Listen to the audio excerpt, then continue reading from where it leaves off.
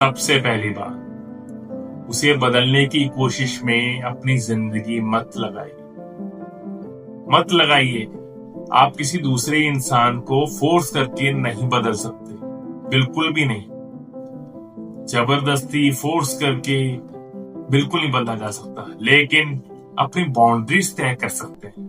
अगर वो गाली देता है तो शांत होकर रहिए, या अगर तुम गाली देकर बात करोगे तो मैं बातचीत यहीं खत्म कर दूंगा, और फिर अपनी बात पर टिके रहिए। दूसरी बात, हर चीज की सफाई मत देते रहिए।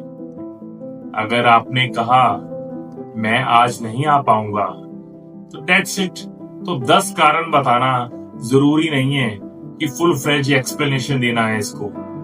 जितनी ज्यादा एक्सप्लेनेशन आप दोगे उतनी ज्यादा सवाल और उतना ही ज्यादा आपको उलझाने के मौके। तीसरी बात, जरूरी बातों का रिकॉर्ड रखिए। अगर कोई बार बार कहता है ऐसा हुआ ही नहीं था, तो इम्पोर्टेंट मैसेजेस या जो सरकमस्टांसेस हुए हैं उनको लिख कर रखिए। अपनी रियलिटी से जुड़े रहने में मदद करेंगे। चौथी बात, अपने लोगों से जुड़े रहिए। दोस्तों और परिवार से खुद को अलग मत कीजिए। अगर आपको लगे कि सिचुएशन बहुत ज्यादा इफेक्ट कर रही है तो किसी मेंटल हेल्थ प्रोफेशनल से बात करके भी आप मदद ले सकते हैं। अगर कोई रिश्ता लगातार आपकी मेंटल पीस, सेफ्टी को नुकसान पहुंचा रहा है तो दूरी बनाना भी जरूरी हो सकता है।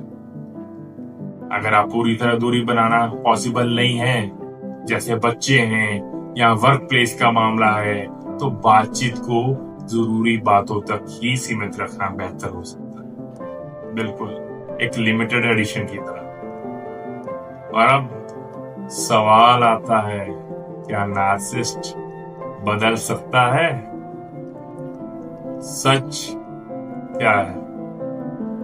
सच ये है दोस्तों, कुछ लोग अपने बिहेवियर को पहचान कर अपनी जिम्मेदारी एक्सेप्ट करके प्रोफेशनल हेल्प लेकर बदलाव की कोशिश करते हैं, ट्राई करते हैं। लेकिन अगर सामने वाला ये मानने को तैयार ही नहीं है कि ये प्रॉब्लम है, हर बार कहता है प्रॉब्लम मुझ में नहीं तुम में है, तो आप उसे बदलने की जिम्मेवारी अपने सिर पर मत लीजिए।